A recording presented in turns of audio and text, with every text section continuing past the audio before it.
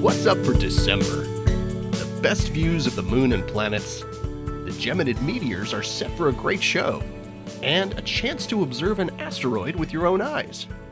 The moon visits the bright planets in the sky in turn over the course of the month, beginning with 4 mornings in early December, the 7th through the 10th, when you can catch a lovely grouping of Venus, the crescent moon, and bright star Spica in the southeast.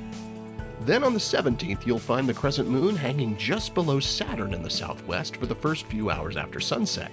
Most binoculars will reveal both of them in the same field of view. And for a challenge, see if you can spot Saturn's giant moon, Titan, as a faint dot just off to the planet's side here.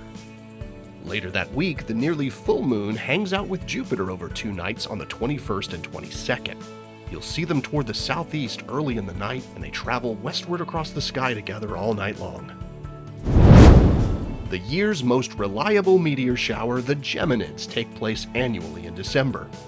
While the Perseids tend to get a bit more attention because they occur during warmer weather in the northern hemisphere, the Geminids usually produce more meteors. At their peak, you may even see a meteor every minute.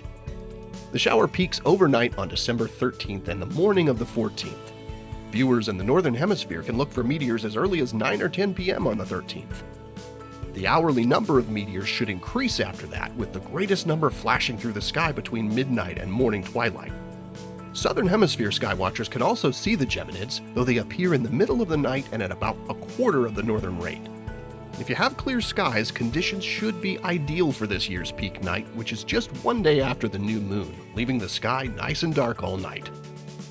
The meteors appear to radiate from the constellation Gemini, but you'll see more shooting stars if you'll take in as much of the sky as possible.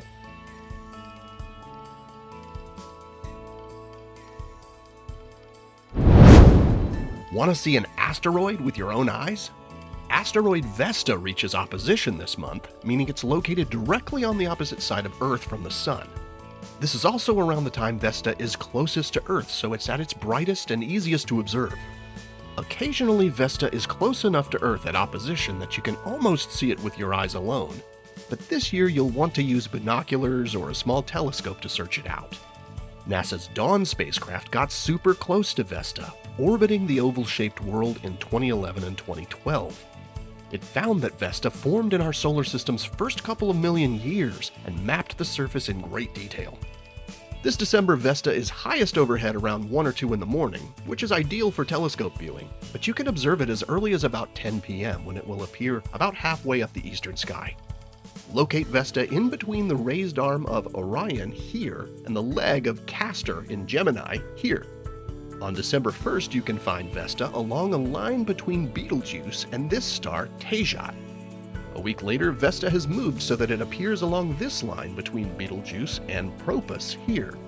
A plain old pair of binoculars should reveal Vesta a couple of finger widths to the west of these 2 stars.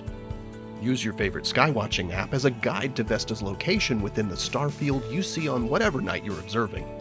And if you're hungry for more asteroid exploration, there's more on the way.